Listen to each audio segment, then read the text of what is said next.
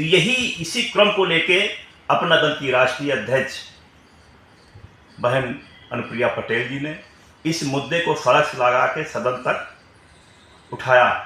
और आज बड़ी खुशी की बात है हमारे दबे कुचले समाज के लिए, पिछड़े और दलित अल्पसंख्यक समाज के लिए, कि आज उनको अपनी समाज में उनकी कितनी भागीदारी, कितनी हिस्सेदारी है वो उनको मालूम होगा। लेकिन अगर सरकार इसको जल्द ही कार्य में परिणित करती है तो निश्चित है आने वाले भविष्य में इसका लाभ मिलेगा। मतलब समाज के। नमस्कार दोस्तों, आप देख रहे हैं यूपी 80 न्यूज। मैं इस वक्त अपना दल एस कार्यालय में हूं और कल मोदी सरकार ने जाति जनगणना को लेकर कैबिनेट की मंजूरी दे दी। आज उसे लेकर के हम इस समय अपना दल कार्यालय में आए हैं। अपना दल कार्यालय के पदाधिकारियों से हम बात करेंगे, उनको क्या खुशी है, कितनी खुशी है, क्योंकि अपना दल का ये मुख्य एजेंडा रहा है और अपना दल की राष्ट्रीय अध्यक्ष इसे सड़क से लेकर के संसद तक बार बार जाति जनगणना को लेकर उठाती रही हैं। हमारे साथ हैं उत्तर प्रदेश सरकार की दर्जा राज्य मंत्री रेखा वर्मा जी, राजेंद्र पाल जी वरिष्ठ नेता हैं, आरबी सिंह जी राष्ट्रीय महासचिव हैं, के पटेल जी आप राष्ट्रीय सचिव हैं। रेखा जी, आप बताइए आपको कैसा लग रहा है जाति जनगणना को लेकर जो मोदी कैबिनेट ने पास किया है?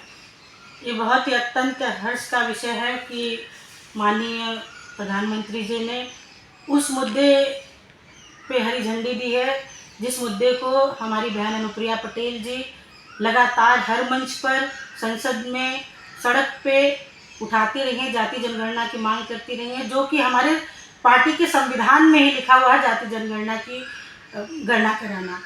तो हम लोगों के लिए बहुत हर्ष का विषय है और हम सभी माननीय प्रधानमंत्री जी को अपना दल इस परिवार की ओर से बहुत आभार व्यक्त करते हैं और बहन अनुप्रिया पटेल जी को बहुत आभार देते हैं कि वो हमेशा सामाजिक न्याय की आवाज़ को उठाती रही। आज उसी का परिणाम है कि जिस तरह नीट में आरक्षण के मुद्दे को उन्होंने उठाया और सरकार ने उसको लागू कराया, उसी तरह आज भी माननीय बहन अनुप्रिया पटेल जी की मांग को स्वीकार करते हुए प्रधानमंत्री जी ने बिल्कुल पाल साहब, आप बताइए कैसा महसूस कर रहे हैं आप जाति जनगणना को लेकर? अपना दल का मुख्य मुद्दा रहा है, जब से दल बना तब से जाति जनगणना, ऐसा कहा डॉक्टर सोनेलाल पटेल जी थे तब से लेकर के अपना दल ने इस पर बहुत सारे आंदोलन किए और लगभग अपना दल की जो मांगे थी उस पर कुछ ना कुछ काम हुआ। इसमें हमारा ये भी एक महत्वपूर्ण मुद्दा था कि जाति जनगणना हो, जो आज तक स्वतंत्रता प्राप्त के बाद आज तक नहीं हुई। 1931 के बाद कोई जाति जनगणना भारत में नहीं हुई, जो बहुत ही महत्वपूर्ण विषय था जी। जाति जनगणना को इस कैबिनेट में मंजूरी मिली और इसे कहा गया कि जाति जनगणना होगी, बहुत ही हर्ष का विषय है।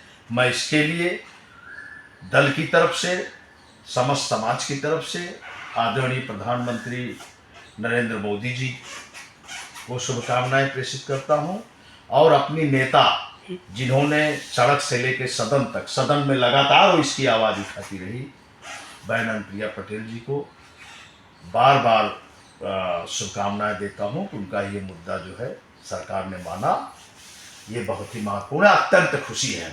आरबी सिंह जी, आप बताइए, आप तो पार्टी के पुराने समय से जुड़े रहे हैं और डॉक्टर सोनेलाल पटेल जी के संघर्षों में भी आप लोग साथ रहे हैं। जाति जनगणना और अपना दल का एजेंडा का मुख्य एजेंडा, इस पर आप क्या कहना चाहते हैं?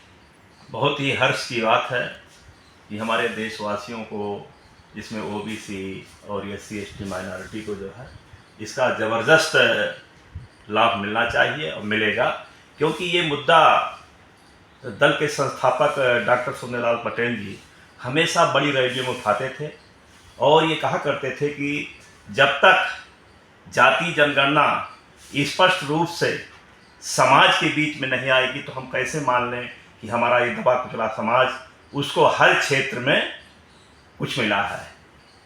तो यही इसी क्रम को लेके अपना दल की राष्ट्रीय अध्यक्ष बहन अनुप्रिया पटेल जी ने इस मुद्दे को सड़क से लगा के सदन तक उठाया और आज बड़ी खुशी की बात है हमारे दबे कुचले समाज के लिए, पिछड़े और दलित अल्पसंख्यक समाज के लिए, कि आज उनको अपनी समाज में उनकी कितनी भागीदारी, कितनी हिस्सेदारी है, वो उनको मालूम होगा। लेकिन अगर सरकार इसको जल्द ही कार्य में परिणित करती है तो निश्चित है आने वाले भविष्य में इसका लाभ मिलेगा। मतलब समाज के निचले तबके को इसका लाभ मिलेगा, उससे भागीदारी मिलेगी, बहुत भागीदारी मिलेगी। उसको हर क्षेत्र में ये जानने का अधिकार, और ये जानेंगे कि हम किस क्षेत्र में कितने प्रतिशत हैं, अभी हमारी क्या उपयोगिता है, हम आगे कितना जाना चाहिए, और जैसे कि उस समाज का आर्थिक कितना विकास हुआ ये भी मालूम होगा, ये भी मालूम होना चाहिए। और जैसे कि